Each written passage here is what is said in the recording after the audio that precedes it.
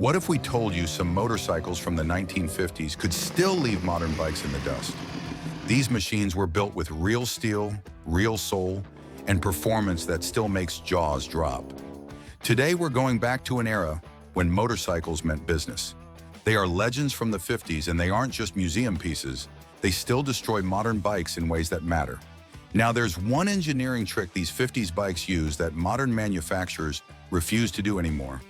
And when you find out what it is and why they stopped, you'll never look at your modern bike the same way again. Starting at number 15, Honda CB92 Benley Supersport. Don't let the small size fool you. The Honda CB92 Benley Supersport was a revolutionary machine when it hit the streets in 1959.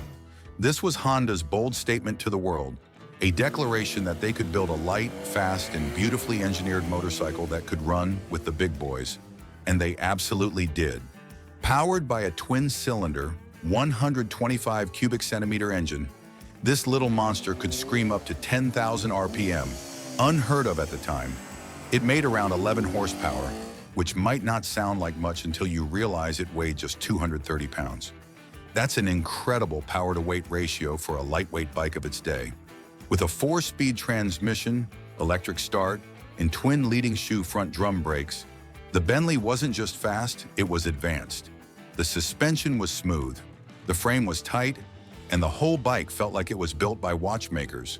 Precision engineering was Honda's secret weapon, and this bike proved it. Even today, this little screamer will shock riders used to bloated modern machines. It's not about brute force, it's about feel, it's about balance. It's about hearing that engine spin like a sewing machine and realizing you're riding a work of art. And while this was Honda's move into sporter territory, another European manufacturer had already mastered the art of combining raw torque and refinement. And guess what? The country it came from doesn't exist anymore today. Number 14, Jawa 500 OHC. The 1957 Jawa 500 OHC was Czechoslovakian engineering at its finest, a true heavyweight contender in the era of post-war innovation. This machine wasn't just built to ride, it was built to dominate, especially in Europe where rugged reliability and mechanical simplicity meant everything. Under the tank was a 4-stroke, twin-cylinder, overhead cam engine displacing just under 500 cubic centimeters, precisely 488 cc.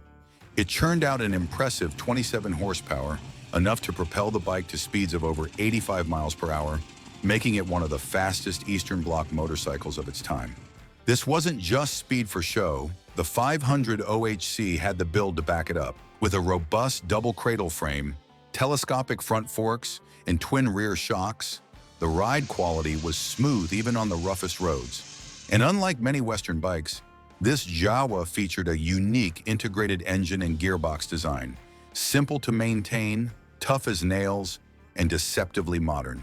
It weighed around 385 pounds, handled like a dream, and had a classic cafe style that still turns heads today. Its engine note? A low rolling growl that sounded like it had something to prove, and back then, it did. Collectors today still hunt for this rare beast, not just for its performance, but because it was a symbol that big power didn't always come from the West. Are you still here? Have you liked the video yet? Have you subscribed? Please do so, and your bike would love you even more. And speaking of unlikely legends, what if I told you there's a tiny machine that would go on to become a cult favorite? I'm talking insane efficiency and clever engineering that'll make you rethink everything you know about bikes. Number 13, Matchless G80CS. Built for speed, born for dirt, the 1953 Matchless G80CS was a ruthless off-road powerhouse that looked like it had just come out of a bar fight and won. If most 50s bikes were clean-cut gentlemen, this British scrambler was the bad boy, loud, muscled, and built to roost. Under that tank beat a 497 cubic centimeter, single-cylinder, 4-stroke engine, delivering a raw 30 horsepower at around 5,500 RPM. This thing didn't purr, it pounded. Throttle it up and you'd feel the kind of torque that could rip through trails, dunes, or anything else dumb enough to get in its way. It had a 4-speed gearbox, a lightweight frame, and a tall stance that made it a favorite among American desert racers and British scramblers alike. Weighing just about 370 pounds, the G80CS was surprisingly nimble and brutally effective in competition. This wasn't just a street bike with knobby tires. It was purpose-built to outrun, outlast, and outclimb almost anything from its time. The CS stood for Competition Scrambler, and every bolt on this bike screamed exactly that. With its upswept exhaust, minimal bodywork, and gutsy engine, the G80CS earned a reputation as one of the toughest bikes of the decade. But while Matchless chased dominance in the dirt, another machine was quietly becoming the undisputed king of endurance and distance. Number 12. Indian Warrior TT. This one's from back when America was still figuring out what a sports bike even meant. The 1951 Indian Warrior TT wasn't built for chrome parades or downtown cruising. It was a machine for grit, dust, and glory. Designed to race in TT competitions, this rare Indian wasn't just a looker. It was an agile, lean scrapper in a world of heavyweight brutes. At the heart of this wild pony sat a 500 cubic centimeter parallel twin, running overhead valves and pushing out a surprising 38 horsepower. That was no joke in the early 50s, especially when you realize the whole bike only weighed around 305 pounds. That's lighter than most modern sport bikes. It came with a 4-speed foot-shift transmission and a chain final drive, keeping things simple and mechanical, just how old-school riders liked it. The plunger rear suspension gave it a touch more comfort than your typical hardtail, while telescopic forks up front kept the handling crisp. With 5-inch drum brakes and 18-inch wheels, this Indian handled off-road terrain like a champ, even if it never quite stole the spotlight from its bigger V-twin brothers. You don't see many of these anymore, and that's exactly what makes them so damn special. It's a glimpse into a time when Indian dared to step out of its comfort zone, and in doing so, gave us a machine that feels half racer, half rebel. But the Indian wasn't the only one chasing rugged roads in the post-war years. On the other side of the world, a certain British thumper was carving its own legend. At number 11, Royal Enfield Bullet 500. The Royal Enfield Bullet 500 from 1955 isn't just old, it's immortal. This was the bike that set the gold standard for single-cylinder toughness, and it's still being copied, mimicked, and built today. That's not nostalgia, that's just good engineering. The original 500 cubic centimeter single-cylinder engine pumped out around 24 horsepower, fed by a carburetor and cooled by nothing but the wind. It was a 4-stroke, 4-speed, air-cooled workhorse that could go forever if you treated it right, or even if you didn't. Weighing in around 390 pounds, it wasn't light, but it was balanced and surprisingly nimble. With telescopic front forks and a swing-arm rear suspension, which was revolutionary for its time, the Bullet could soak up rough terrain like a champ.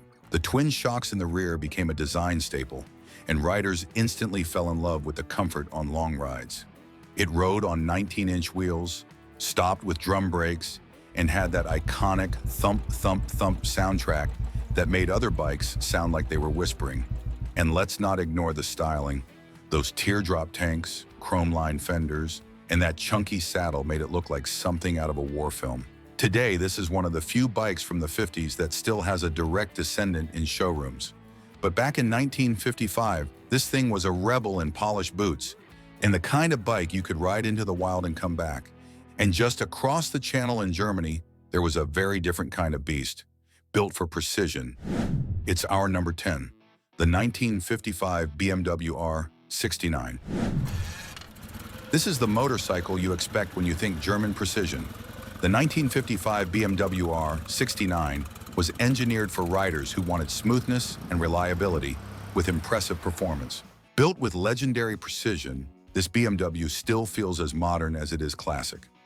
At its core sat a 594 cubic centimeter, horizontally opposed boxer twin, air-cooled and operating as a 4-stroke powerhouse.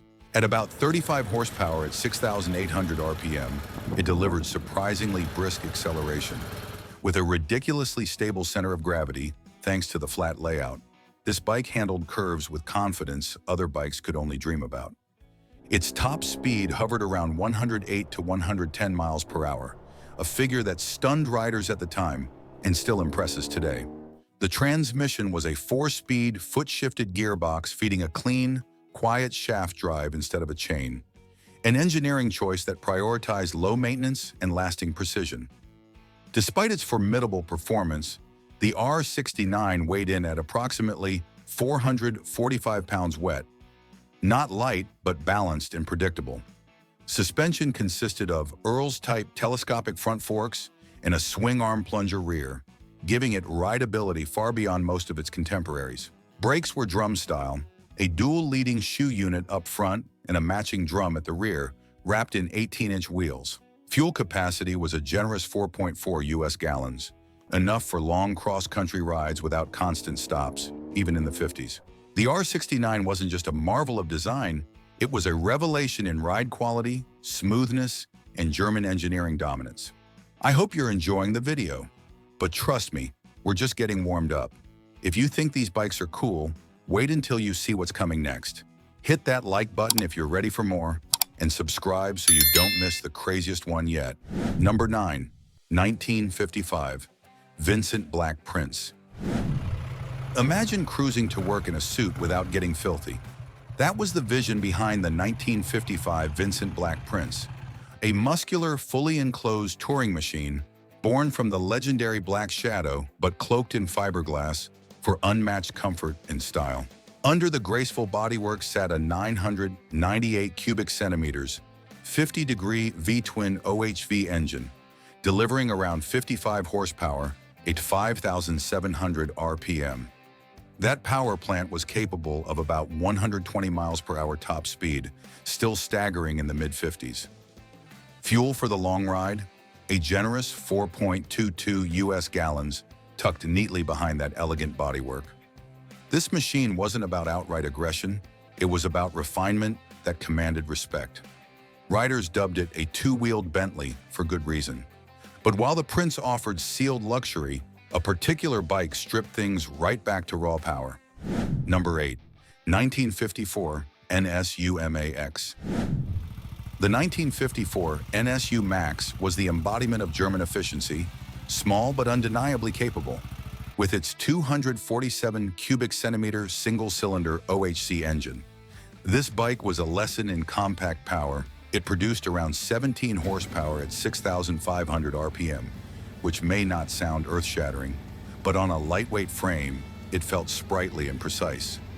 Rider comfort included. The NSU sported a stamped sheet metal frame, a leading link front fork, and a cantilever rear suspension, making it smoother than most 250cc machines of its era. At approximately 342 pounds wet, the Max struck a balance between solidity and agility. Top speed? Around 71 miles per hour, fast enough to keep pace on rural roads and cruise with confidence.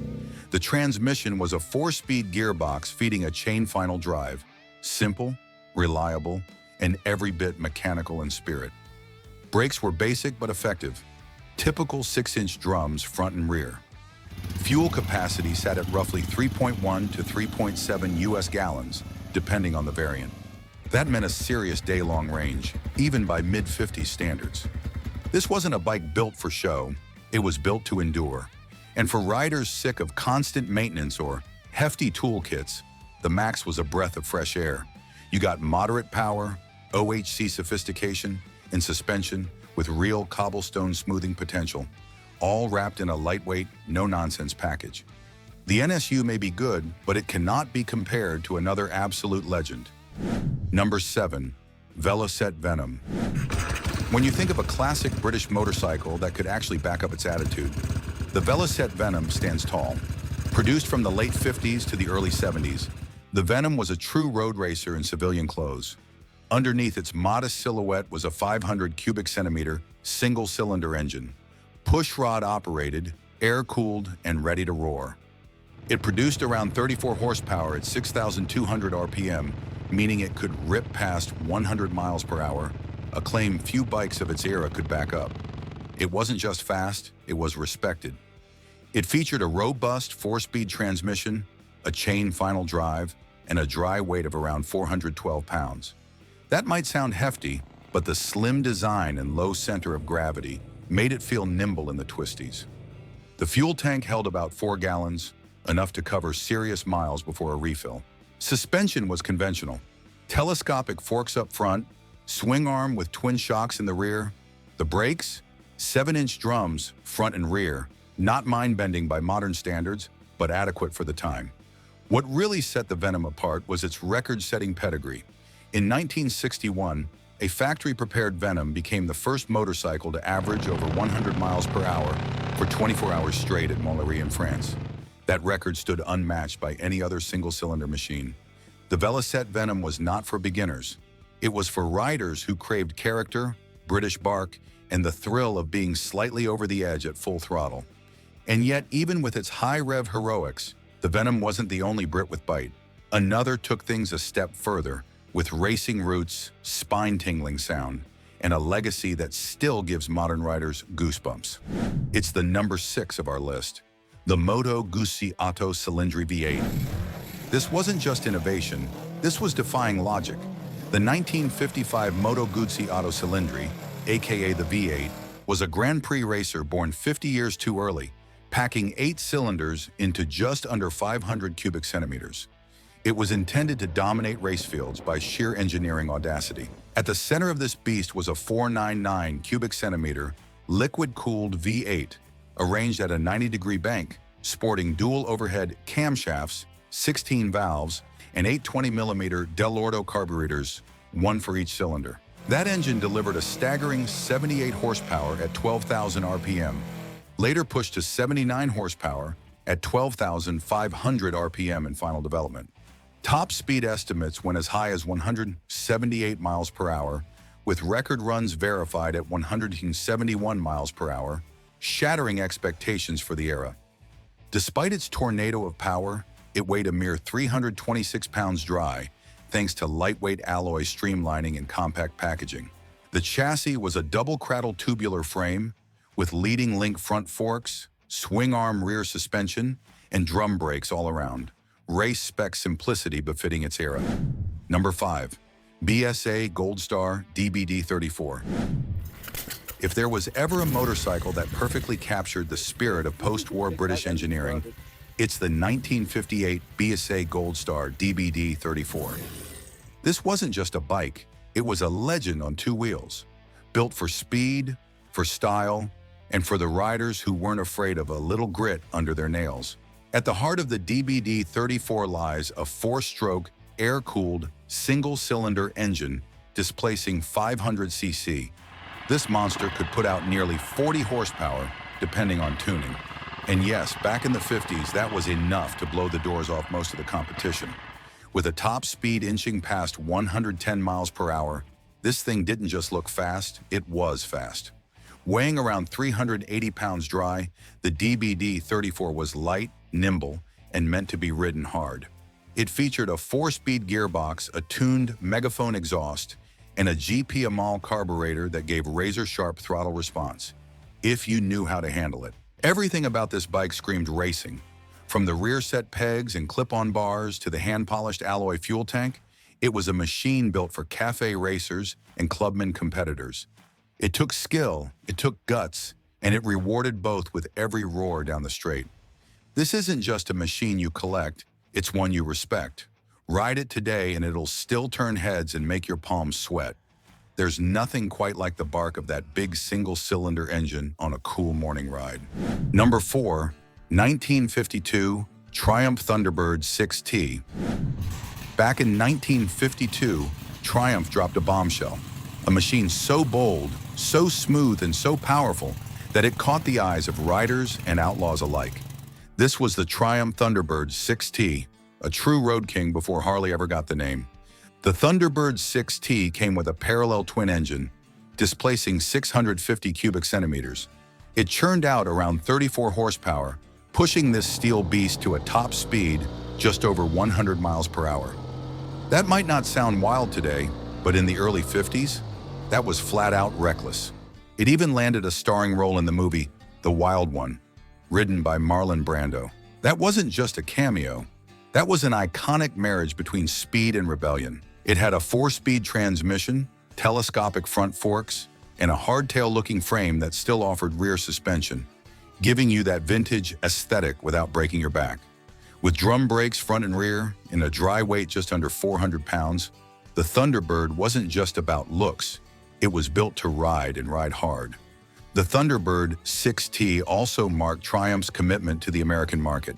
They beefed up the engine specifically to impress U.S. riders who wanted more grunt. And guess what? It worked.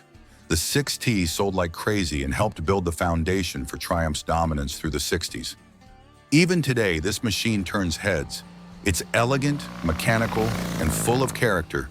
Everything modern bikes seem to miss in their chase for tech and screens. And now we're into the top 3 legends of vintage bikes. Are you expecting any bike not mentioned yet?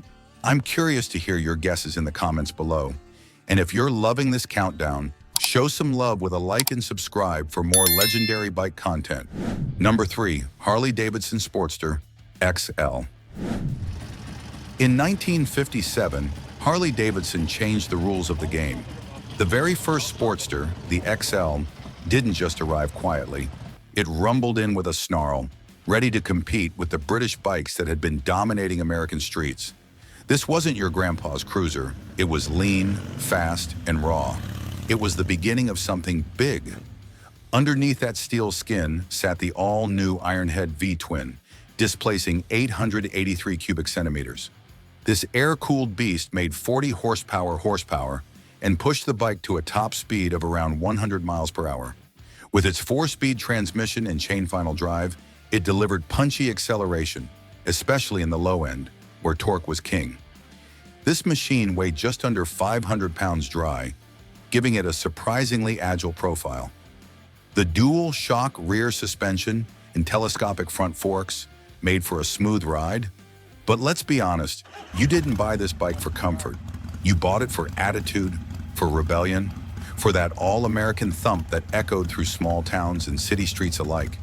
The 1957 Sportster introduced the peanut tank, the low-slung seat, and that signature sound. It didn't just become a motorcycle, it became a cult icon. It was the bike for racers, rebels, and anyone looking to make a statement without saying a word. Collectors still hunt this bike like buried treasure, because once you hear that original Ironhead roar, you never forget it. I know, you must be asking yourself what could be better than this. There's not just one, there's 2. Brace yourself. At number 2, the Ariel Square 4 Mach 2. Now this is a motorcycle that defined power and prestige in the 50s. The 1957 Ariel Square 4 Mark II was the kind of machine you bought if you wanted to command the road, not just ride it. Packing a 4-cylinder engine arranged in a unique square layout, this British beast featured a 734 cubic centimeter overhead valve engine. And it wasn't just about the numbers. This thing had soul. Riders back then weren't concerned about plastic fairings or digital dashboards. They wanted metal, muscle, and mechanical magic. The Square 4 delivered. With around 45 horsepower, it could hit speeds over 100 miles per hour. That was pure insanity for its time. And even today, many riders would raise an eyebrow at a vintage cruiser blasting past the triple digits. It weighed in at about 490 pounds and it was smooth thanks to its refined 4-cylinder layout and advanced for its time suspension. Another standout? It ran cool. Earlier models had overheating problems, but the Mark II improved that with a redesigned alloy cylinder head and revised exhaust porting. You could ride longer without cooking your legs. And let's talk style. The Square 4 Mach II wasn't flashy, it was regal. That chrome tank, those clean lines, the twin exhausts humming beneath your feet, a rolling throne for the serious enthusiast. And now, for the best of the best. Number 1, the 1950 Norton Dominator Model 88. This is where the domination began. The 1950 Norton Dominator Model 88 wasn't just a motorcycle, it was a statement. It said, "I ride with purpose and I ride with pride." Norton had already built a name with their racing success, but the Dominator took that track-hungry DNA and dropped it right into the streets. Under the tank, a 497 cubic centimeter parallel twin engine, smooth, dependable, and ahead of its time. It pushed out around 29 horsepower, and thanks to a dry weight of just over 390 pounds, this machine could fly down the road with grace and grit. But what really made the Dominator stand out was the introduction of the featherbed frame. Riders had never experienced this kind of handling before. It made curves feel like dancing, not wrestling. You could lean deep and trust the steel under you to hold strong. The ride was firm, responsive, and revolutionary. It topped out around 90 miles per hour, not the fastest in its day, but it was how it got there that impressed. It didn't scream, it purred. It was a gentleman's ride with a racer's heart. And that look? Classic British cool, chrome tank panels, slim silhouette, and that proud Norton badge up front. A machine that whispered danger and elegance in the same breath. There's a video coming up on your screen right now. You ready? Click on it and let's go. Which of these retro bikes caught your eye? Let us know in the comments. Don't forget to like and subscribe to our channels.